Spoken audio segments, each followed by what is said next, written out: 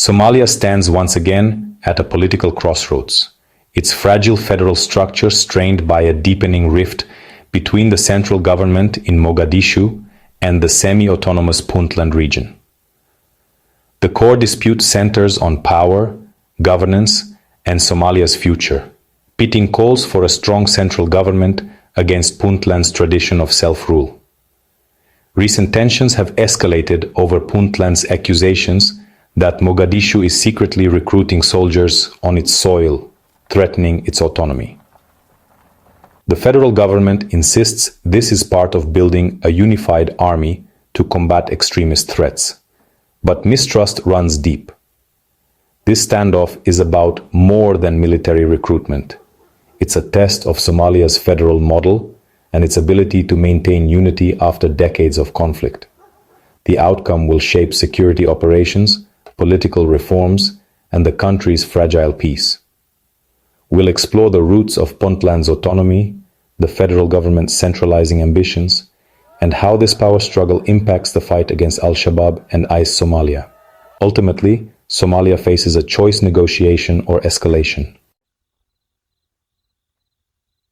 Puntland's story begins with the collapse of Somalia's central government in 1991.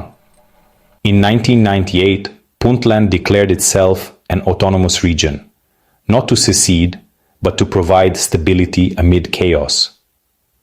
This fostered a strong belief in self-rule and deep suspicion of centralized authority from Mogadishu. Puntland sees itself as a founding partner in Somalia's federal system, insisting on a bottom-up approach where states retain significant power. Mogadishu, however, often pushes for a top-down model, seeking control over security, resources, and foreign policy. Disputes over resource sharing, constitutional reforms, and elections have repeatedly strained relations, with Puntland suspending ties whenever it feels its autonomy is threatened. President Hassan Sheikh Mohamud's push for direct presidential elections and constitutional changes has only deepened these divides. For Puntland, every move by the central government is viewed as a potential threat to its hard-won autonomy. The latest crisis erupted when Puntland accused the federal government of secretly recruiting and training soldiers from its territory. Puntland claims this covert operation undermines its authority and security, fearing Mogadishu is building a parallel force loyal only to the center. The federal government denies wrongdoing, insisting the recruitment is part of a national plan to build a unified army representing all regions. Mogadishu argues that a strong, centralized military is essential to overcome Somalia's history of clan-based fragmentation. Both sides see their actions as vital for Somalia's future, fueling a dangerous standoff. The dispute is now a symbol of the broader mistrust between center and periphery. From Puntland's perspective, Mogadishu's recruitment drive violates Somalia's provisional constitution, which requires cooperation on security matters. Bypassing Puntland's administration is seen as a direct challenge to its legitimacy and autonomy. This incident is the latest in a pattern of what Puntland views as central government overreach. The fear is that Mogadishu aims to dismantle federalism and return to authoritarian rule. Puntland argues these actions distract from the real fight against Al-Shabaab and IS Somalia, risking security vacuums militants could exploit. The region demands an immediate halt to federal recruitment and formal recognition of its authority. For Puntland, this is a red line. Accepting Mogadishu's actions would set a dangerous precedent for all federal states. Their resistance is framed as a defense of federalism itself. The federal government frames its actions as essential for national unity and survival. Mogadishu argues that building a professional, inclusive army is necessary to secure Somalia's borders and defeat insurgents. Recruiting from all regions, including Puntland, ensures the army reflects Somalia's diversity and isn't seen as a clan militia. The FGS insists that national security is its prerogative, and regional forces operating independently undermine unity. Puntland's resistance is seen as obstructionism, prioritizing regional power over national security. The government claims its goal is not to weaken Puntland, but to end reliance on foreign troops and achieve security independence. Some in Mogadishu suspect Puntland's leaders fear losing influence if their forces are integrated into a national army. Ultimately, the dispute is cast as a political power struggle disguised as a constitutional crisis. The recruitment dispute is just one front in a broader political battle between Mogadishu and federal member states. President Hassan Sheikh Mohamud's push for constitutional and electoral reforms, especially direct presidential elections, has alarmed Puntland and its allies. They see these reforms as a centralization of power, sidelining regional governments.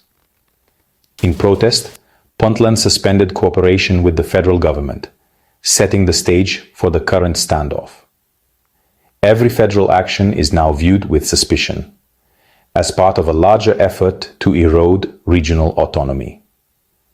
The situation is further complicated by regional rivalries, with Egypt's recent troop deployment raising fears of external powers influencing Somalia's internal disputes.